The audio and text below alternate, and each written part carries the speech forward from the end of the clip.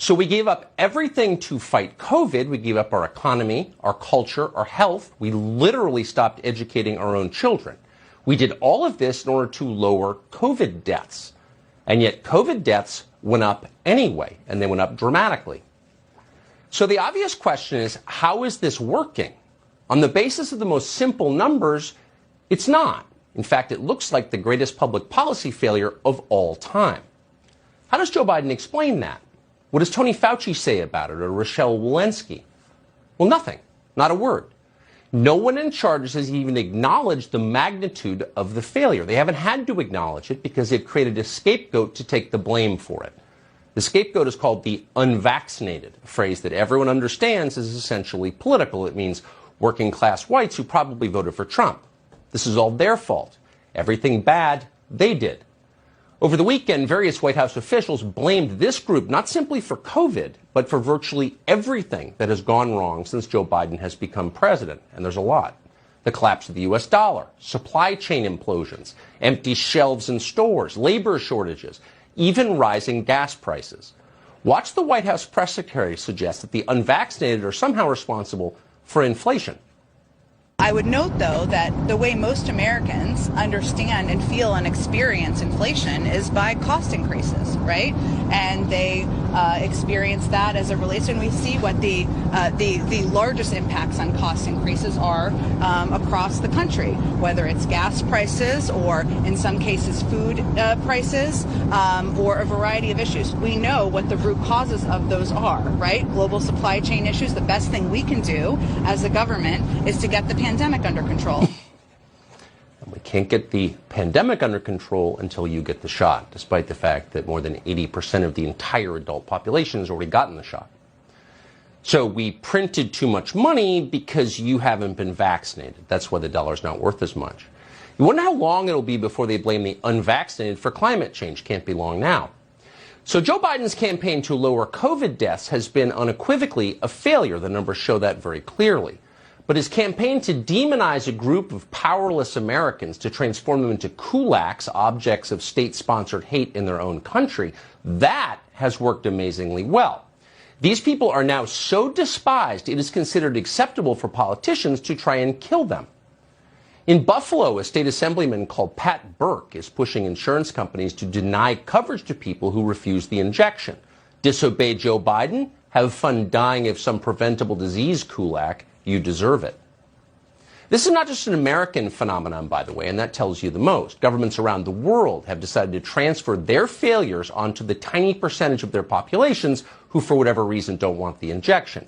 In Germany, they won't even help you die if you don't get the shot. Euthanasia clinics are turning away the unvaccinated. You've got to get the COVID vaccine before you commit suicide, for moral reasons. Someday, when the fog lifts and art returns, somebody's going to write a hilarious novel about this moment. And of course, one of the stars of it will be a nearly 81-year-old bureaucrat who really shouldn't be driving a car at this point, but who somehow took control of the most powerful country on earth and then promptly went insane. If you haven't checked in on Tony Fauci lately, you may be a little surprised to discover what he's become. If you tuned in a couple of years ago, you may recall Fauci as a conventional public health official. He wore button-down shirts. He gave careful, precise answers that suggested deep medical knowledge. No more. After 2 years of nonstop media adulation, Tony Fauci has morphed into an even shorter version of Benito Mussolini. Watch Fauci on television the other day refer to himself without even flinching in the third person. Well, there are a lot of Republican senators taking aim at this. I mean, that's okay. I'm just going to do my job. And I'm going to be saving lives, and they're going to be lying. There's a distinct anti-science flavor to this. So if they get up and criticize science, nobody's going to know what they're talking about. But if they get up and really aim their bullets at Tony Fauci, well, people could recognize there's a person there, so it's easy to criticize. But they're really criticizing science, because I represent science. When they criticize me, they're criticizing science. I am science, declares Tony Fauci. Science is me. So clearly, something deep inside Tony Fauci has changed. The man now believes he's a deity accountable to no one. Watch Fauci blithely swat aside criticism from a sitting U.S. senator, a man who, unlike him, has been democratically elected by millions of people, by invoking January 6th. Watch this. Senator Cruz told the Attorney General you should be prosecuted. Yeah. I have to laugh at that. I should be prosecuted. What happened on January 6th, Senator? Wait a second.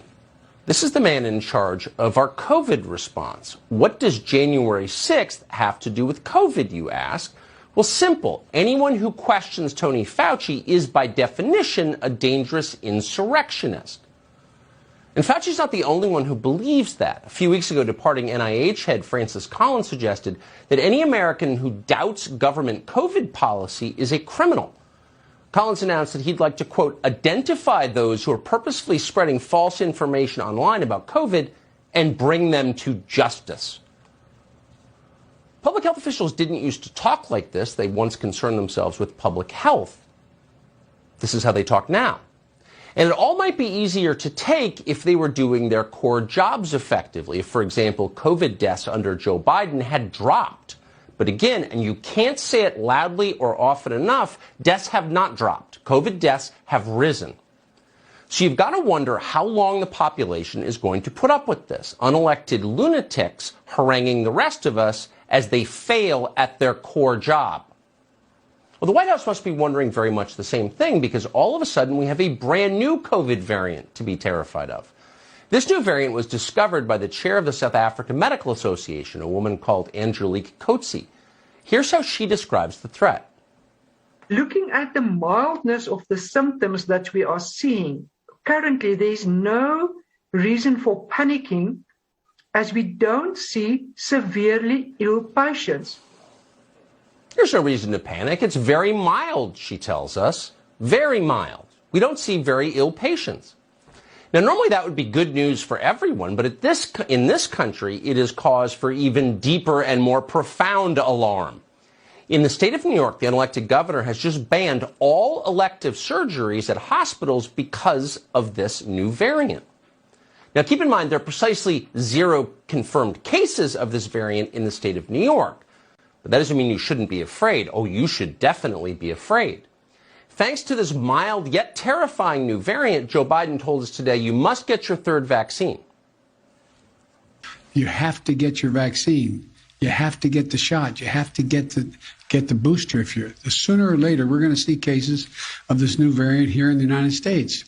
We'll have to face this new threat just as we face those that come before it.